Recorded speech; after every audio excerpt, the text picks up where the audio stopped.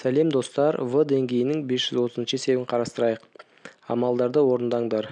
Бізде амалдарды ретімен орындап алайық. Бірінші көбейту 27 мен 9 санына бөлінеді. 1 27-ні 9-ға бөлсек 3. Шыққан сандарымызды көбейтіп алайық. 8 жерде бірім алымына 8 түседі. 7 жерде үшін бөліміне 21 түседі. Бөлу 7-ден 4 санын жазып алайық. Осы сандарды көбейтіндіге келтірейік. 21-ден 8 өзгеріссіз жазылады. Көбейту 7-ден 4-ін кері санын аламыз. 4-ден 7. Тең. Қысқарту жүреді. 4 пен 8 4-ке бөлінеді. 8-ді бөлсем 2, 4-ді бөлсем 1. 21 мен 7 7-ге бөлінеді. 21-ді бөлсек 3, 7-ні бөлсек 1. Шыққан сандарды көбейтіп алайық. Алымына 2, бөліміне 3. Екінші есепте бірінші бөлуді жақшаға алып алайық. Тең. Бірінші бөлуді көбейтіндіге келтіреміз. 12-ден 11 өзгеріссіз жазылады. Көбейтілген 24-те 7-нің кері саны бізде 7-ден 24-ке тең. Жақшаны жауып бөлінген 2,21-ден 2-ні бұрыс бөлшекке келтіріп алайық. Бөліміне 21, алымына 2-ні 21-ге көбейтіп 2-ге қоссақ 44 саны түседі. Тең. Жақшаның ішін 12 мен 24 қысқарылады. 12-ге 1, 24 бөлсек 2. Шыққан сандарымызды көбейтіп алайық. Бөлімінде 1-ді 7-ге көбейтсем 7, 11-ді 2-ге көбейтсем алымына 22 түседі. Бөлуді 1-ден көбейтіндіге келтіріп алайық. 21-ден 44-тің кері саны 44-тен 21 деп аламыз. 44 пен 22 22-ге бөлінеді. 22-ні бөлсем 1, 44-ті бөлсем 2 шығады. 7 мен 21 7-ге бөлінеді. 1, 21-ді 7-ге бөлсем 3 шығады. Шыққан сандарымызды көбейтіп алайық. Бөліміне 2, алымына 3 түседі. 2-ден 3 бұрыс бөлшек. Аралас санға келтіреміз. Сонда екінші есептің жауабы 1,2-ден 1 аралас саны шығады. Үшінші есепте дәл солай бірінші бөлуді жақшаға алып алайық. 2,3-ден 2 бізде аралассам бұрыс бөлшекке келтіріп жазып аламыз. 2-ні 3-ке көбейтіп 2-ге қоссақ алымына 8 түседі. Көбейтілген 35-тен 24-тің кері саны 24-тен 35 шығады. Жақшаны жауып бөлінген 2,9-дан 7-ні бұрыс бөлшекке келтіріп алайық. Бөліміне 9, 2-ні 9-ға көбейтіп 7-ні қоссақ алымына 25 саны түседі. Қысқарту жүреді. 24 пен 8 8-ге бөлінеді. 1, 24-ті бөлсек 3. Енді көбейту алымына 35 түседі. Бөліміне 9 саны түседі. Көбейтуге келтірейік. 9-дан 25 бөлгіш ретінде, сондықтан кері саны 25-тен 9 деп аламыз. Көріп тұрғандарыңыздай 9 мен 9 бірдей сан, екеуіне де бірден кетеді.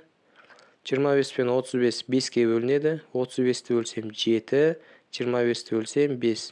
Шыққан сандарымызды көбейтіп алайық. Бөліміне 5 түседі, алымына 7 түседі. 5-тен 7 бұрыс бөлшек аралас санға келтіреміз.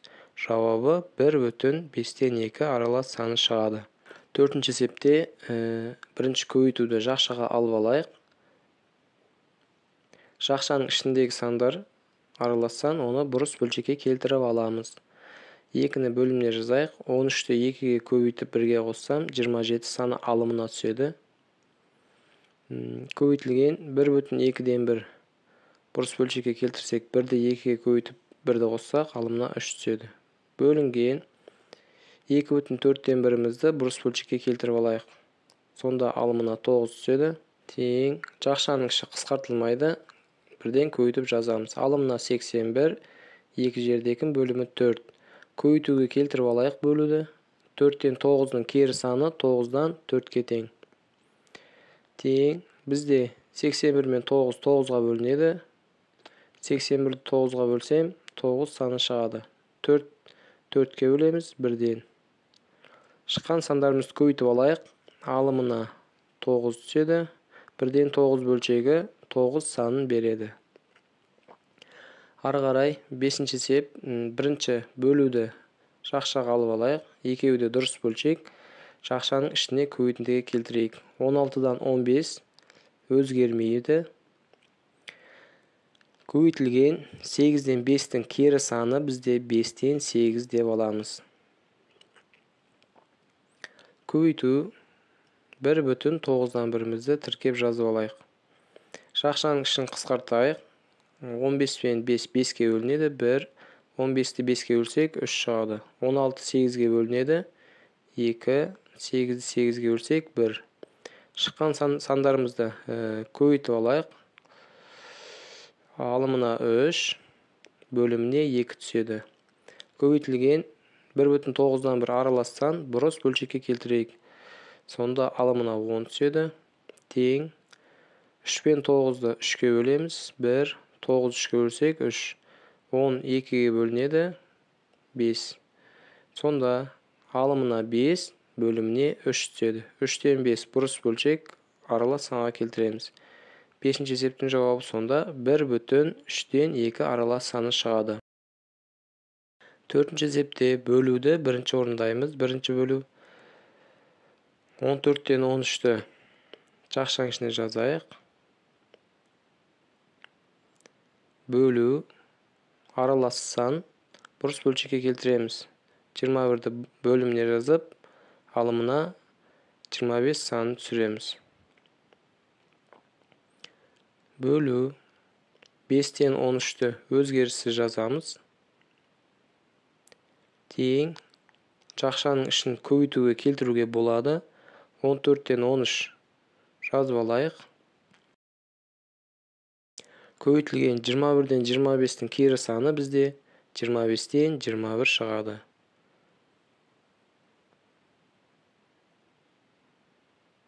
Жақшаның ішін жауып, бөлу 5-тен 13-ті жазып алайық. Тең 14 пен 21 7-ге бөлінеді. 14-ті бөлсек 2, 21-ді бөлсек 3 шығады. Шыққан сандарымызды көбейтіп аламыз. 13-ті 3-ке көбейтсең 39, 25-ті 2-ке көбейтсең бөлімі 50 болады. Бөлуді көбейтіндіге келтіреміз. Ол үшін 5-тен 13-тің кері санын аламыз. 13-тен 5. Көріп тұрғандарыңыздай 39 бен 13 қысқарылады. 39 бөлсем 3, 13-ті 13-ке бөлсек 1. 5 пен 50 5-ке бөлінеді. 50-ді бөлсем 10, 5-ті бөлсем 1. Шыққан сандарымыз көбейтейік. Алымы 3, бөлімі 10. 10-нан 3 жай бөлшегі шығады. 7-ші есепте дәл солай бірінші көбейтуді аламыз. Тең бұрыс бөлшекке келтірейік. 4,38-ден 9-ды 38-ден бізде 161 алымына түседі. Көбейтілген 23-тен 5-ті өзгеріссіз жазып алайық. Жақшаны жауып, бөлу 19-дан 7-ні жазып аламыз. Қалдырып кетпейміз. Енді жақшаның ішін қысқартайық. 161 23-ке бөлінеді.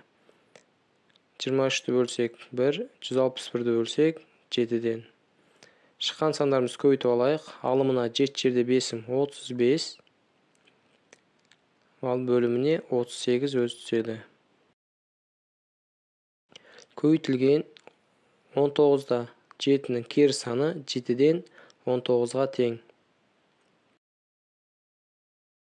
Тең 35 пен 7 7-ге бөлінеді. 35-ті бөлсек 5, 7-ні бөлсек 1. 38 пен 19 19-ға бөлінеді. 38-ді бөлсек 2, 19-ды бөлсек 1. Шыққан сандарымыз көбейтейік. Алымына 5, бөліміне 2 түседі. 2-ден 5 бұрыс бөлшек. 7-ші есептің жауабы сонда 2,2-ден 1 аралас саны шығады. 8-ші есепте дәл солай көбейтуді жақшаға алып алайық. Екеуі де аралассам бұрыс бөлшекке келтіреміз. Бөліміне 19, алымына 19-ды 2-ге көбейтіп 16-ны қосамыз. Сонда 54 sаны шығады. Көбейту 2,9-дан 1-ді бұрыс бөлшекке келтірсек, алымына 19 түседі. Бөлу 3,8-ден 3-ті 1-ден бұрыс бөлшекке келтіріп алған тиімді. 3 жерде 8-ім 24, 3-ті қосамыз 27 шығады. Енді 54-ті 9-ға бөлеміз. 6, 19 бірдей сан, 1-ден кетеді. Шыққан сандарды көбейтейік, алымына 6, бөліміне 1 түседі. Көбейтілген 8-ден 27-нің кері санын аламыз, 27-ден 8.